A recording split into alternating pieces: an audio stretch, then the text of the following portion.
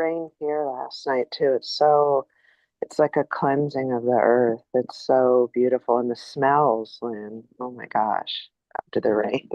Oh, I know it. Yeah, I know. Yeah. Yeah, you live in the desert also.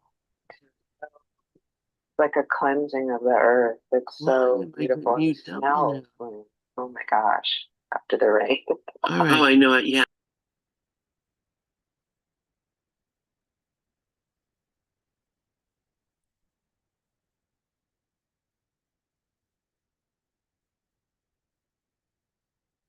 Yeah, I can't hear you, Lynn.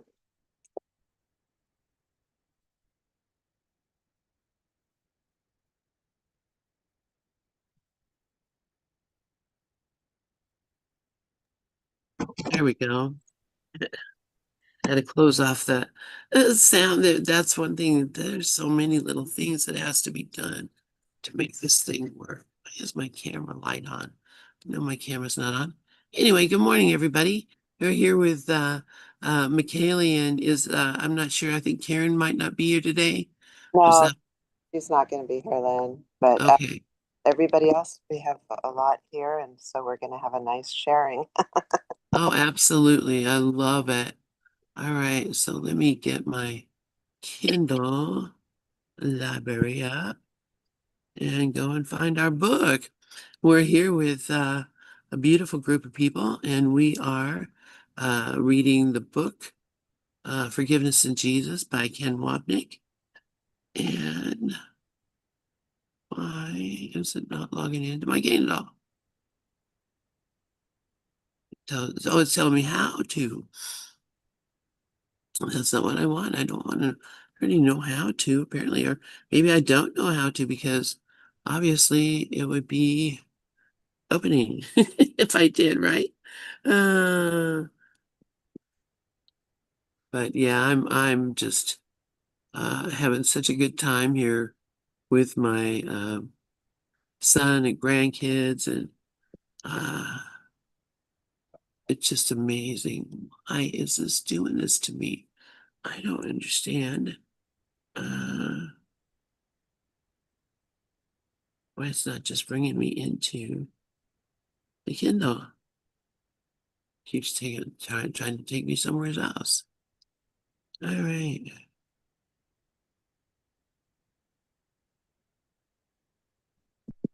Books in my library.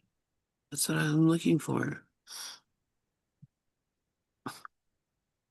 My books. All right. Maybe this will work.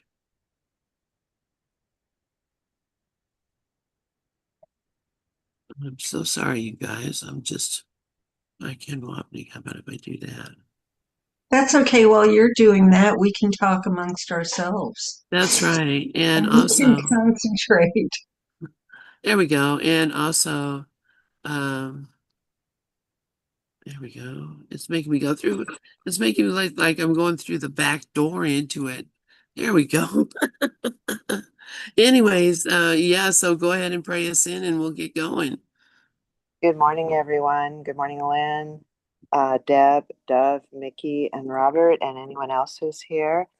And so Lynn had already introduced, we're studying Ken Wapnick's book, Forgiveness in Jesus. And we just finished the meaning of sickness.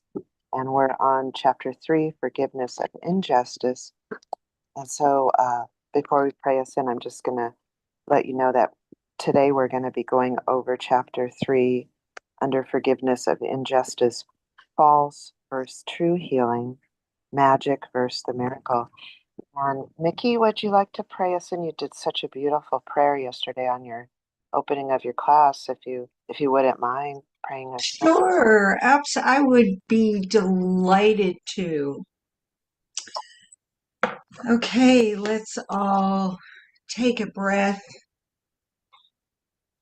let go of our thoughts, sink into the awareness, and invite Holy Spirit to come forth through us. I am here only to be truly helpful. I am here to represent him who sent me. I do not have to worry about what to say or what to do because he who sent me will direct me. And I'm content to be wherever he wishes, knowing he goes there with me. I will be healed as I let him teach me to heal. Thank you so much. Amen. Amen. Thank you, Mickey. Okay, so I have the seventh edition, so it's page 78. And last week we read the first paragraph with Karen, but I'm going to go ahead and start since and read it again this week so that we can go over it on false versus true healing, magic versus the miracle. Since sickness is a problem of guilt in the mind, healing must be of the mind as well, for problems can be undone only at their source. False healing, therefore, is directed at healing a problem where it is not, and can put in parentheses the right side of table 2 rather than the left, and that's from the diagram in the book. Magic is another name for this error, which reflects the belief that since it is the body that is sick, it is the body that needs healing. Such interventions, however, can never heal, since the unforgiveness that is the cause of the sickness is left untouched. And then I'll go ahead and read the second paragraph. Believing that magic has healing properties falls nicely into the ego's trap of having us first seek solutions where they cannot be found, and then having us believe we have indeed found them. All material means that you accept as remedies for bodily ills are restatements of magic principles. And Ken says that's from chapter 2 in the text, the separation and the atonement, and healing as release from fear.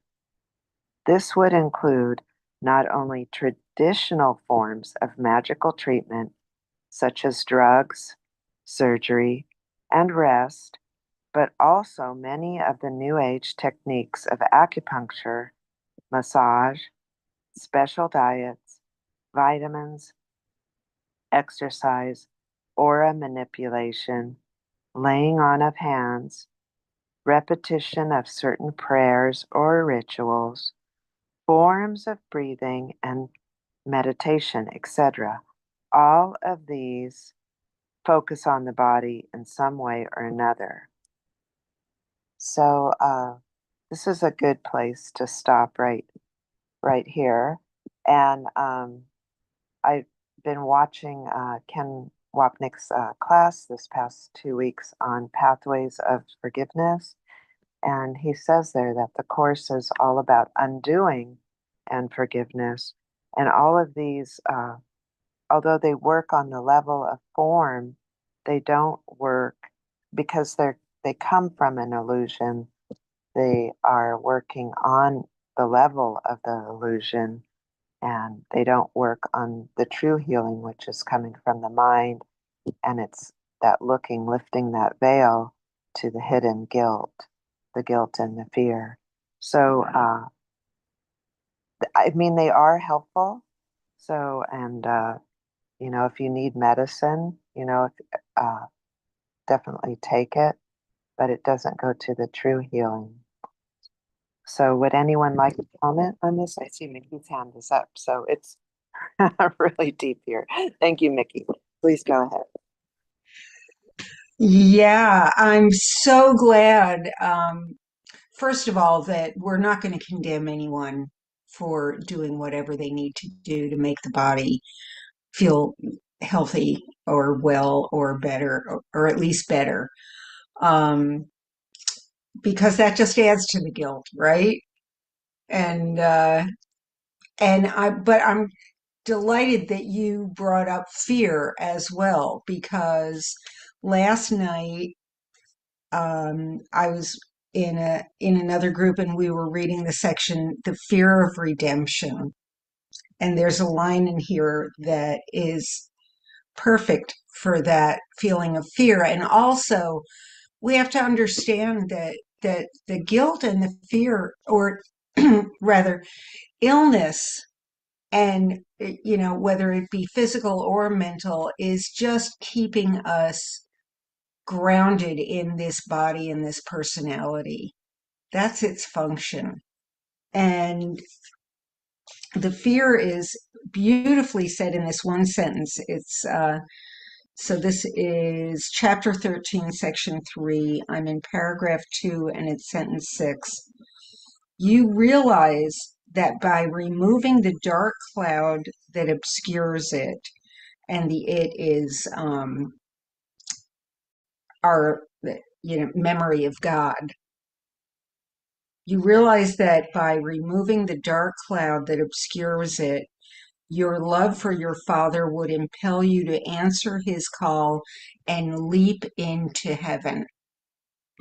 And that's what we're terrified of, because if we did that, we would be annihilated.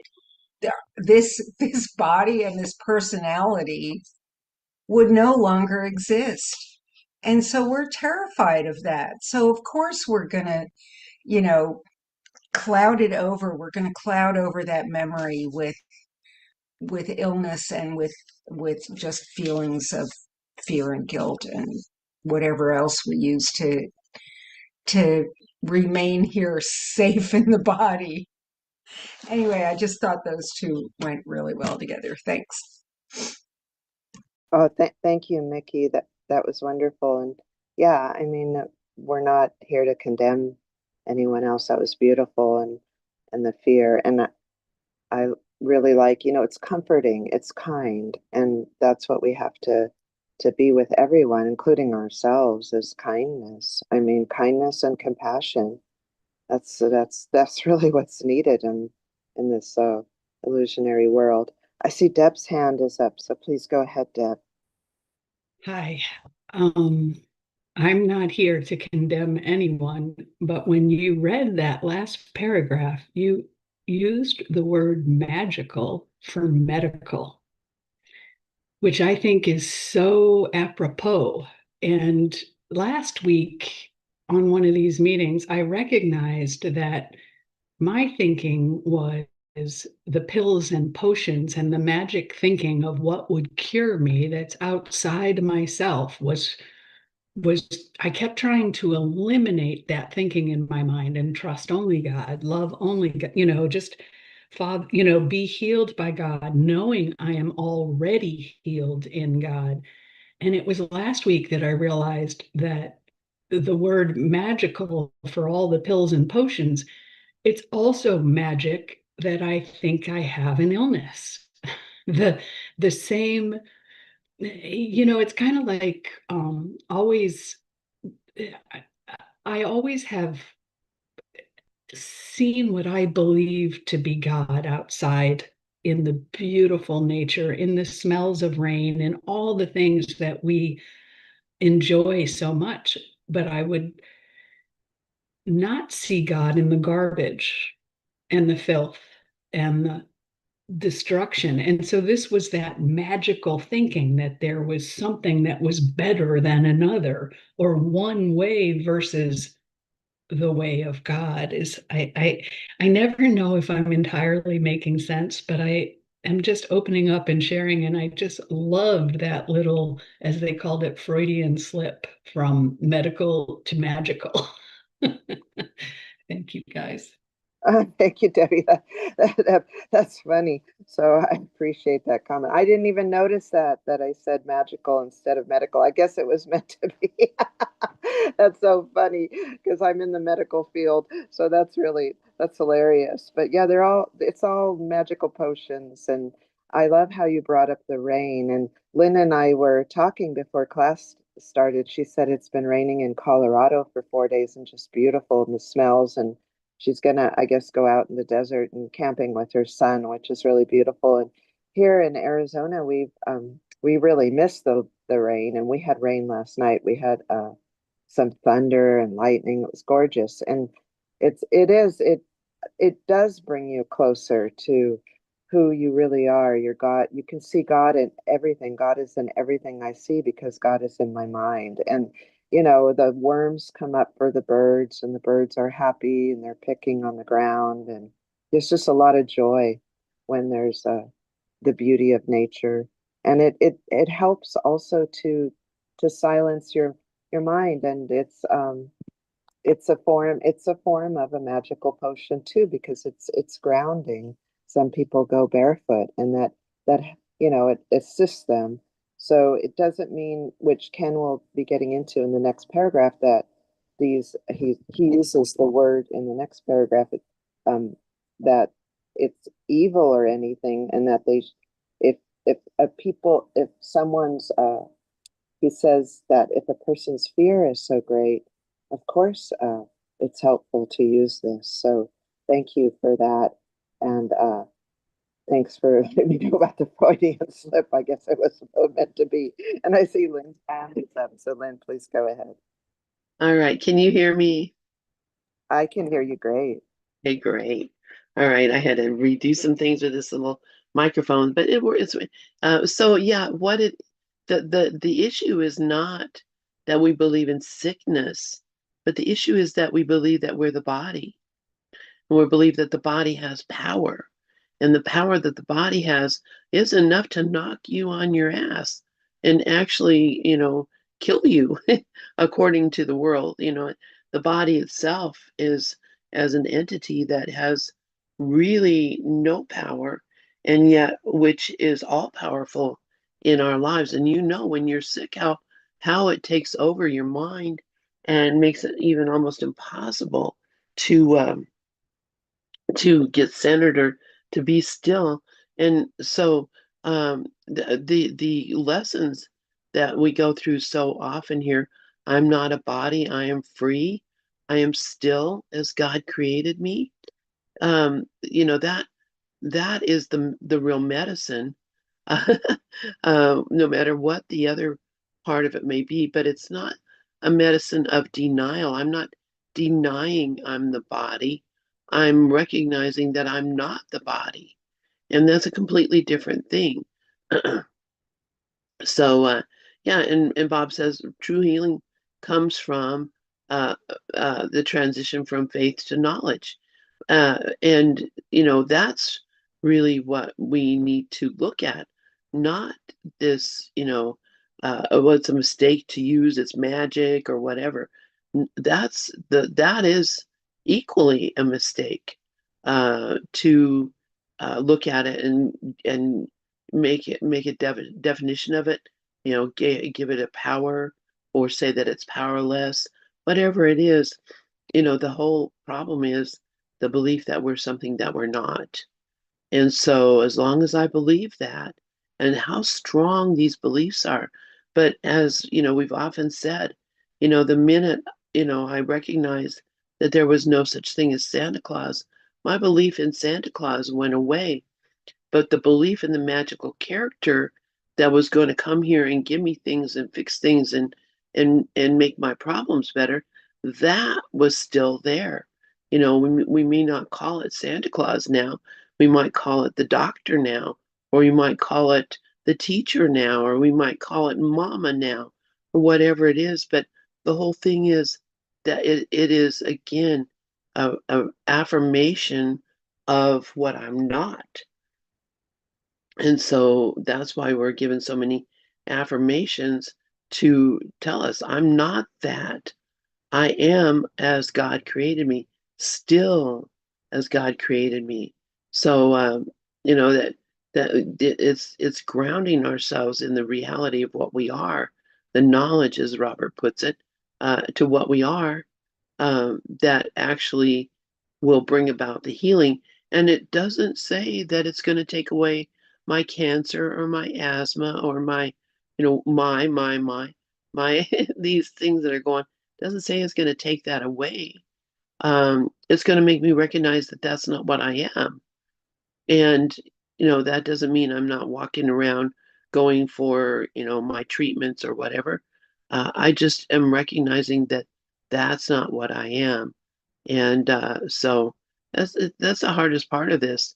You can't just, oh, I'm not going to take medicine or I'm only going to do natural stuff. I'm going to, any decision you make that regards the body is still a mistake. It's a decision about the body that doesn't even exist. And so, as Bob says, nothing has power that we did not give it. We're the ones giving it all the power that it has. Anyway, thank you for letting me share, and I'll turn it back to you, Michale. Thank you for that, Lynn. Yeah, it's so true, and it's a real classroom for me because I work as a nurse, so a lot of my patients, the body's so real to them, but it's we look to where the fear is at, but we don't condemn anyone else for uh, taking medicine or using, like Ken brought up, acupuncture, any kind of techniques, massage, vitamins, exercise, going outside barefoot after the rain and getting grounded and feeling the beauty of the land on your feet. So, anyway, would anyone like to comment on anything before we move into the next chapter, next paragraph? No? Okay, I'll go ahead and start it then. This does not mean, however, that the use of such agents for for corrective purposes is evil. And once again, that's from the text, chapter 2, or that they should not be used. If a person's fear level is too great to abandon the ego's investment in guilt, seeking healing through the love of the Holy Spirit would merely reinforce the underlying fear of this love. This would hardly be helpful. In this case, it may be wise to utilize a compromise approach to mind and body in which something from the outside is temporarily given healing belief. Physical medications are forms of spells, but if you are afraid to use the mind to heal, you should not attempt to do so. And again, that's from chapter 2, the separation and the atonement, and then healing as release from fear. As we all have experienced, magic does work at its own level, as aspirin, for example, can alleviate the tension and pain of a headache. An operation can remove or repair an injured organ and bring relief. Although it is not a mistake to use such agents, it is a mistake to ascribe healing properties to them, for they do not remove the causes that brought on the symptom. To believe that magic heals closes off the power of the miracle to undo the guilt that is the cause of sickness. Protecting the guilt from healing by refusing to recognize its existence. Further, the belief in magic doubly reinforces the guilt over the separation by placing the focus on the body. Having denied the power of the mind to make the sickness, which is the sickness, magic denies the mind its power to heal itself. Thus is guilt, as well as sickness, retained in the mind. The only true healing agent, on the other hand, is joining with another in forgiveness, looking beyond the symptoms that make the body real in our shared experience to the light of spirit that shines in this person and ourselves as one. This is so beautiful here. And this reminds me of seeing the Christ in your brother.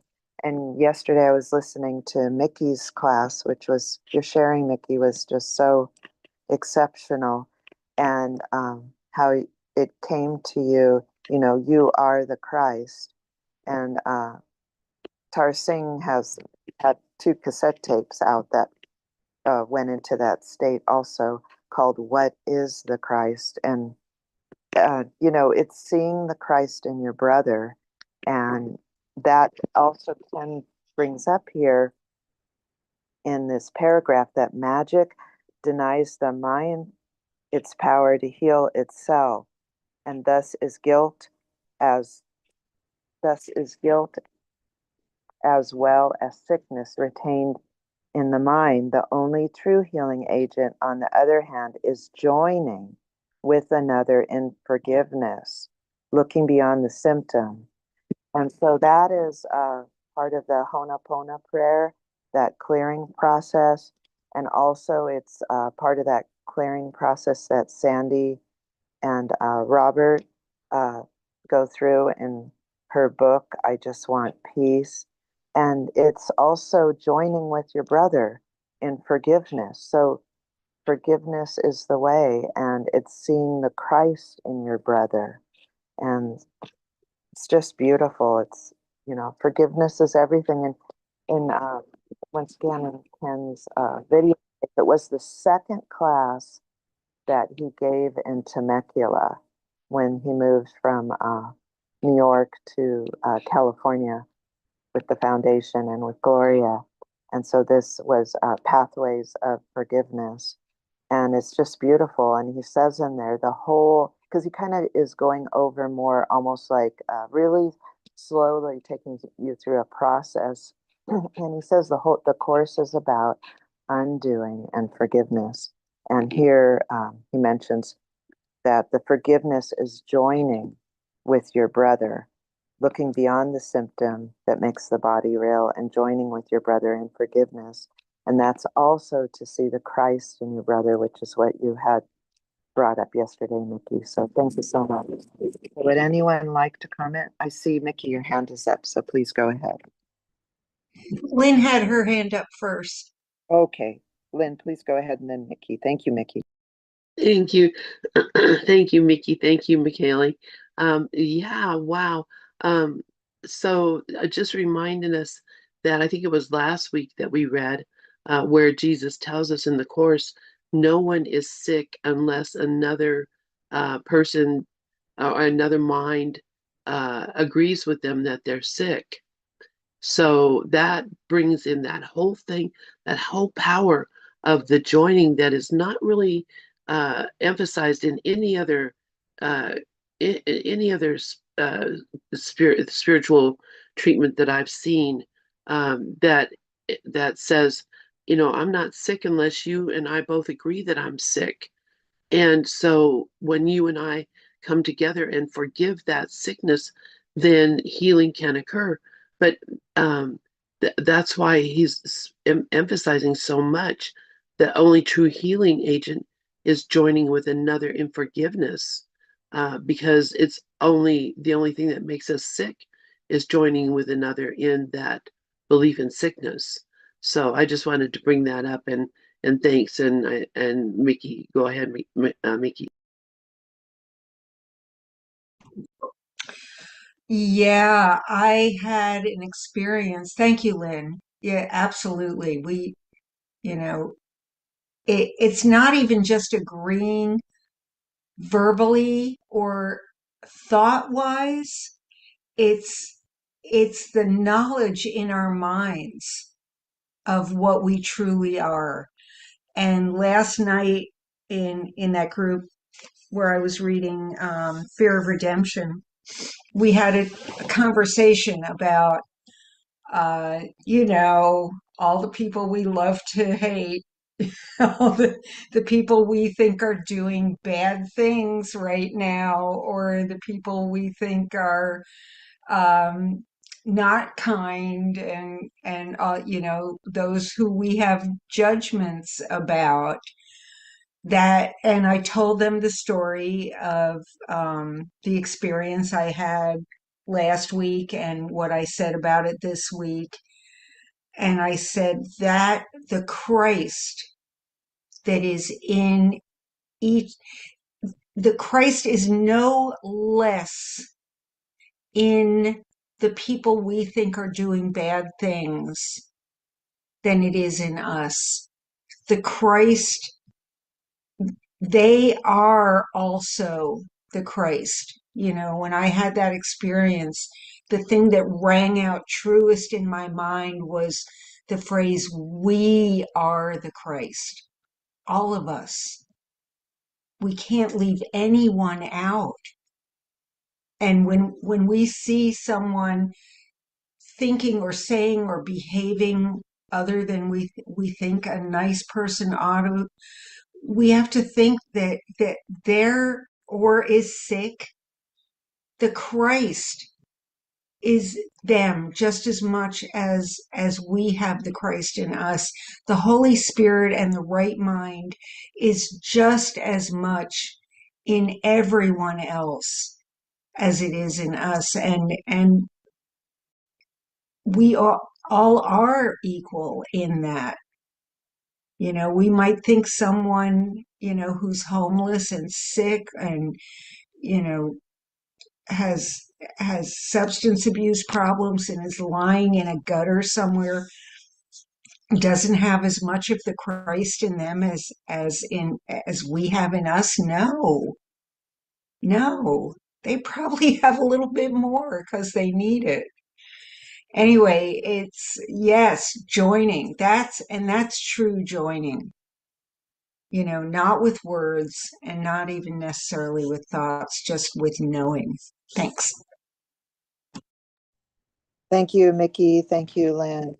Yeah, it is true joining, and it's through joining with another in forgiveness. And I love how Mickey and you brought up the homeless.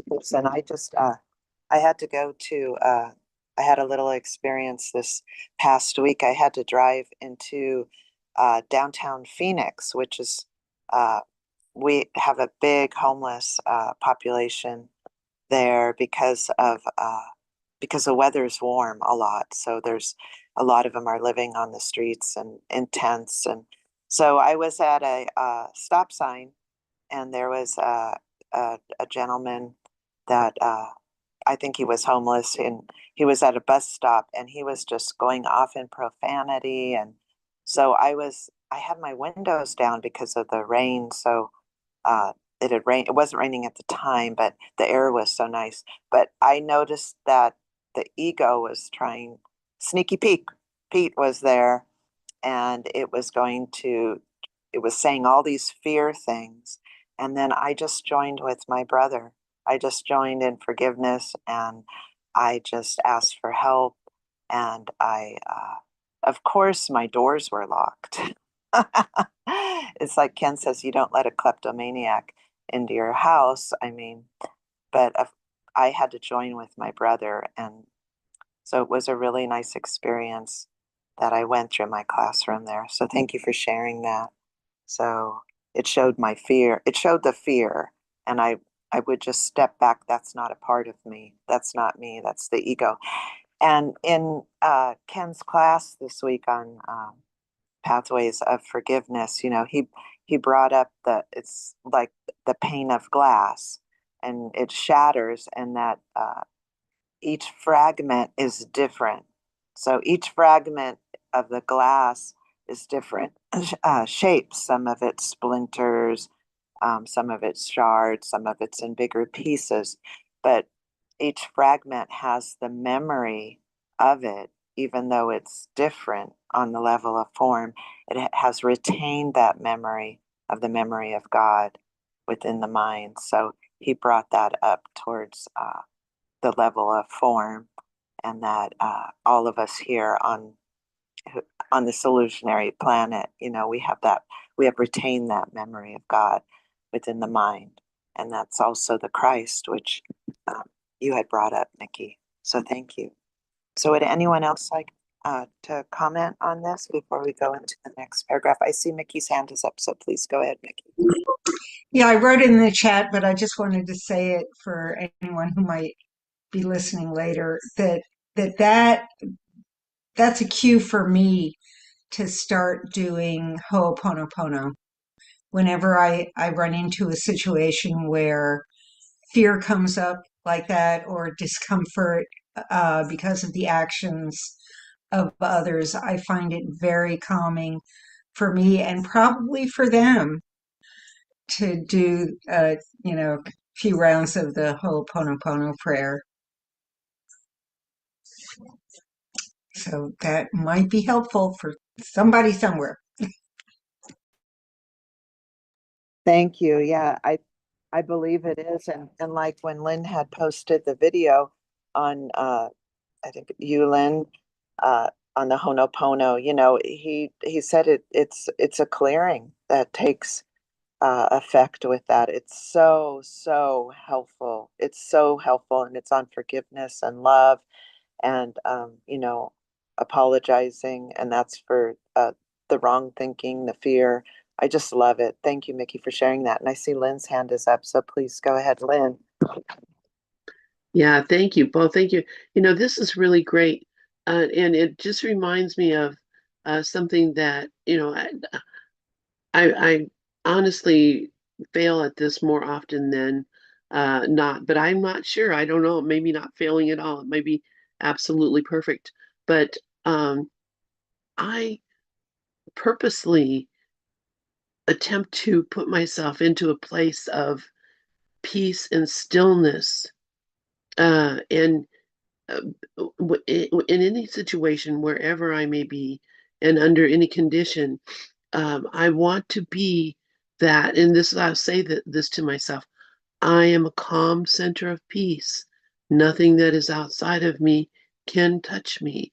And I just keep reminding myself, I'm a calm center of peace, not because I want to be peaceful myself, although it is a big part of I want to be peaceful myself, but I recognize that when I come into any situation in that calm center of peace, not only do people calm down, become less irritated, upset, afraid, whatever, but it also um, helps me to contain or maintain a perspective on whatever seems to be happening.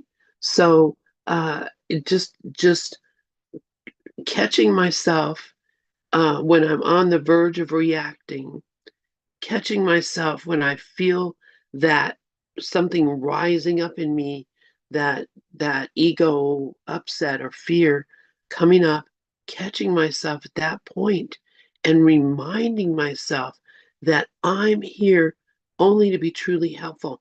I am the responsible person here. Whenever when you're the more responsible person, you get put in charge, and you're given um, you're given uh, uh, responsibilities and duties. Maybe I don't know how to explain that, but if I let my mind go into that fearful place, then I'm shirking my responsibility. This is just the way I see it, and I know I'm not guilting myself for it. I'm recognizing that if I want to be in a peaceful place, I come to a peaceful place. When I want to be in a joyful place, I come to a joyful place. This is purposeful. And so if I'm around where people are upsetting or being upset or afraid, when people are in deep fear, my job is to not be in fear and to be in peace. And I see Bob has posted Ho'oponopono brought awesome peace and oneness in my relationship with Cherie. Yes, because it is bringing myself back and expressing my responsibility, and reminding myself of my role. What am I here for? I'm here to be truly helpful. I love you. I am sorry. Please forgive me. Thank you. That's a great way to bring yourself into that space. or Byron Katie. Is it true? We haven't done Byron Katie on a Tuesday night. We should do that because I think that's a great modality also. Anyway, turning back to you, Mickey. Oh, thank you, Lynn, for that sharing and the beautiful prayer and how you brought up that prayer and how it helps, to silence your mind, your thoughts, so that you can come to true forgiveness. And Tara Singh used to say that true forgiveness comes from a silent mind. And I love how you brought up the Ho'oponopono prayer, and I love all the classes that where you've given the videos on that too. And if we go back to where Ken Wapnick had talked about the pane of glass and the fragments, which they're all individual. So here on the level of form, we're all individual, but we've retained the memory of God. So all those fragments are actually joined because they all come from the one pane, which is the mind of God. So we're all, as you say, the Ho'oponopono prayer and your other prayer, and we step back and come to forgiveness and come to stillness and have that peace. We're affecting the minds of others. It's a catalyst because we're all joined because there's only the one mind. We all come from that description, as Kenneth said, from that pane of glass. So it's a resonance. It's kind of like how people do the bowls. It's so beautiful. They do the bowls, which is a magical form of healing, but it's a resonance on the bowls, and then it can all those forms of magic can help to bring your thoughts to quiet your thoughts, so then you can hear the voice of the Holy Spirit. So, it's all modalities that are helpful, and to hear that silence, that within, which is the Christ. So it's beautiful, and it all comes through also, the joining with your brother, and through forgiveness, and that's where all of those prayers are so helpful. And it's helpful to relax too, and so it's very important to have relaxation in your life, to help to come to that stillness, that quietness, so that you can hear the inner voice. So thank you. And would anyone else like to comment before we go on to the next paragraph here? Oh, okay. I'll go ahead and read it. Just as it is impossible not to form special relationships in this world, so it is impossible not to develop physical symptoms from time to time. As long as guilt is present in us, it will have to be projected, and our bodies are favorite targets of the ego. The last thing in the world that would be of help during a sickness or when we get angry is to feel guilty, for the ego is out to get us twice. It first attacks by making us sick, and then steps on our faces, as it were, by making us guilty for becoming sick. People working with A Course in Miracles frequently become tempted in this regard. Having been taught that all sickness is a defense against the truth, they then become upset when they develop colds, headaches, not to mention seemingly more serious symptoms, or else they unwittingly reinforce other people's guilt over their symptoms. No healing can ever result from such an attitude. So this here is he Ken had said that it's it first the ego gets us twice. It first attacks by making us sick, and then steps on our faces, as it were, he wrote, by making us guilty for becoming sick. And so also, if we, reinforce other people's guilt over their symptoms, Ken wrote that no healing can ever result from such an attitude. So then that would be judging my brother. So we have to really come also to non-judgment and not judge our brother and not judge ourselves. It's just, if the ego's at it again and our fear is too great. And so I do notice in myself if my body does become sick and I've got a head cold or all these symptoms, it's, the best thing is for me to be loving and kind to myself and to step back and to look at it and ask for help and realize, my fear at the moment is just too great and not to judge myself, just to be kind and loving. But this is how the ego is. And I see Lynn's hand is up, so please, Lynn, go ahead. Thank you. Yeah, thank you for, yes, exactly.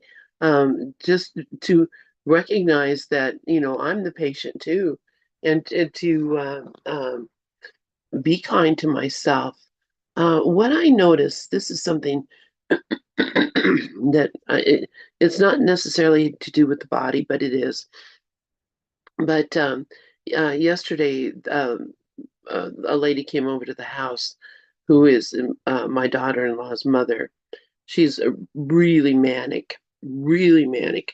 I'm not kidding. It's like there's not a instant that she was not moving, talking, uh, just just like you would have thought she was like on some kind of drug or something. That's how manic she is, just regularly, right? Which they had kind of warned me. Yeah, she's intense. So, but uh, she was very, excuse me, um, like really had a lot of right wing thoughts and was kind of spouting um, the Republican line of everything. Just wow, it's like stepping into a buzz saw. Honestly, to be with this lady, she was just so wild and out there, and saying a lot of things that were absolutely, I thought, not right, not good, and I really, man, it put me into a place I really had to be looking. I had to be like on my guard, not to lose my peace, on my guard, not to feel threatened or angry or to think that this person was uh, just thinking things that were outrageous or whatever, and uh, but I obviously got along well and had a lot of work going on in my mind throughout the whole thing. And something that came to me that I was just kind of knocked me out really was because there was a mention of ICE and all the things that are going on with the immigrants here, which I have taken a really uh, upset stance about. It's not, it doesn't make me happy to see these things that are happening, uh, um, and so I really had to look at that.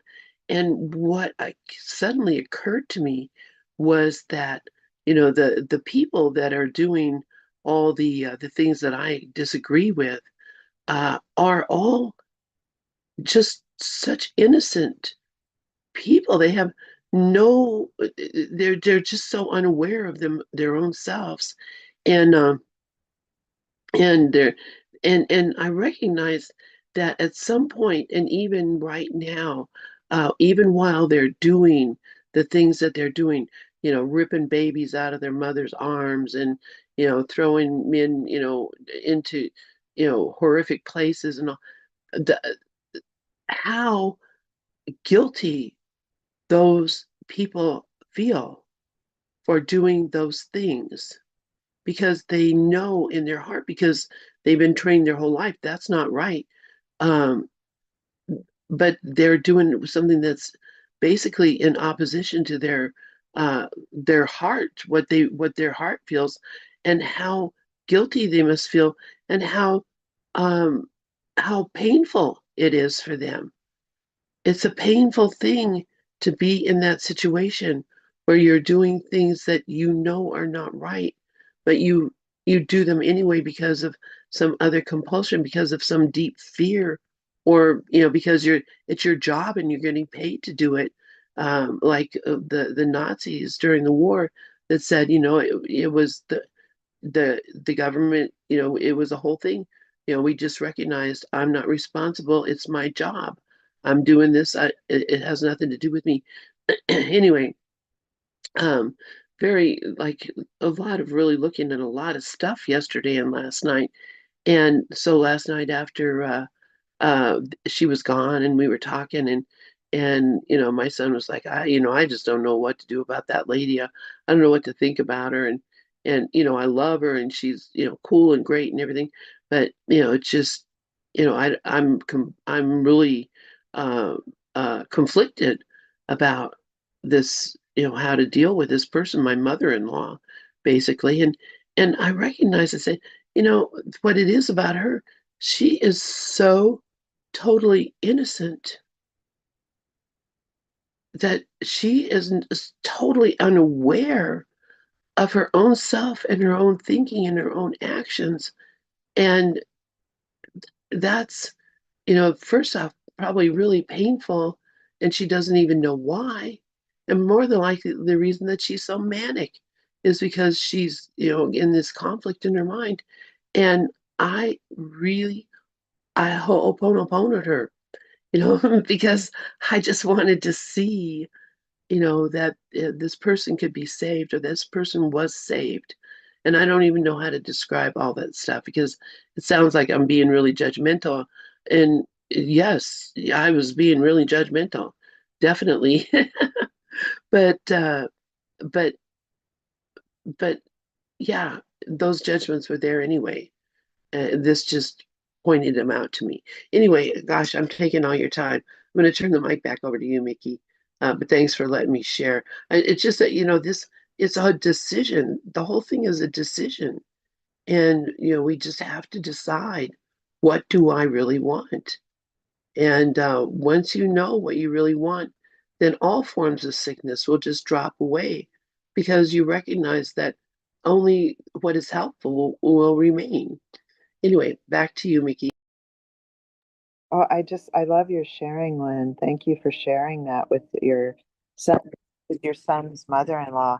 I mean, you joined by doing the Ho'oponopono prayer. You joined with her, so that's joining in forgiveness with your brother, as the Course and Ken says. So, because minds are joined, and you also you were so honest. I mean, you saw that the ego was judging, right? But you were able at that point to step back and to look at it and to see it. So that judgment, that's not you. That's not your Christ self. That's the ego. But you didn't allow the ego to overcome you. You did the Honopono prayer, and that's a beautiful sharing also for your son to know that his mom is doing the Honopono prayer, and it's helpful to your son on how to deal with his mother-in-law, and also her. Everything's a call for love, right? So her judgment, her attacking on a certain way, where might is right, or that whole thinking thought process, that's just a call for love. So how you handled it was just perfect, and it's a testimony also to your son.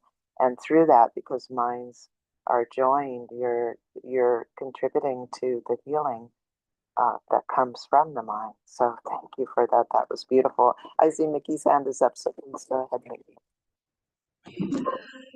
Yeah, thanks, Michale, and thanks, Lynn, for that story. And it it just occurred to me while you were talking about the ICE workers, um, that there might even be some of them who take great glee in what they're doing, who aren't ashamed and who think they're doing the right thing and don't, have guilt about it in their minds, but what they're expressing is that deep fear that I was talking about before when I quoted from the fear of redemption. If their love for their father were to become conscious in their minds, it would impel them to answer his call and leap into heaven. And that's so people's hatred, people's disdain for other people, um, people's anger, and it is really just fear of the fact that if they let love into their hearts, it would impel them to leap into their father's arm and be annihilated. And so that it's just another way that we answer ego's call instead of the father's. It's just another way to keep us grounded here in what we call reality, and it cements them in their identity and their personality, and it makes them feel a part of a group that also cements them here and keeps them from leaping into heaven. So, you know, sometimes sometimes we're compelled to do things that are truly against what the Christ in us and the Holy Spirit in us would want us to do just because of that fear. Thanks.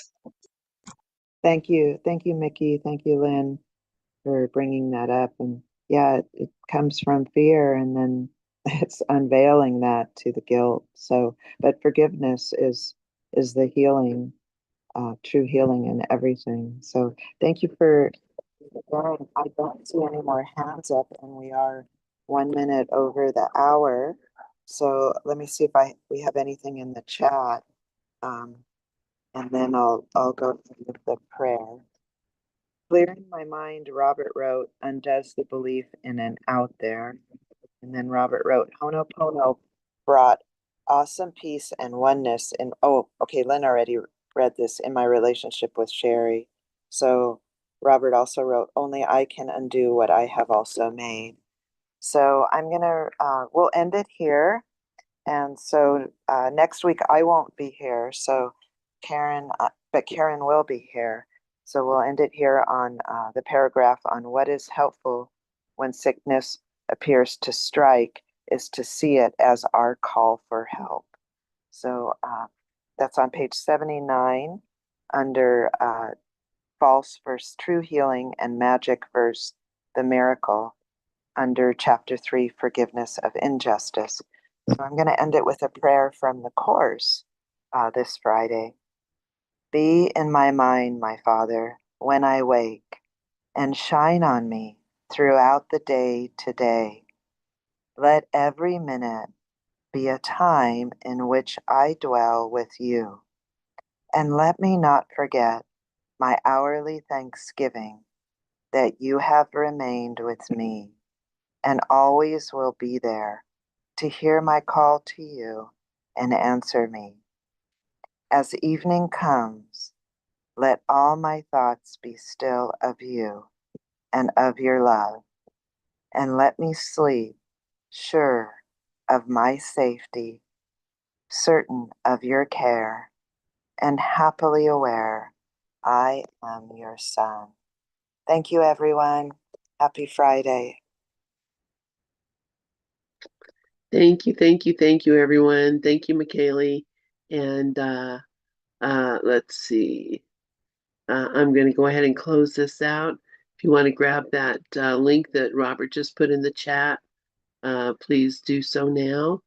And I'm going to go ahead and close this out and be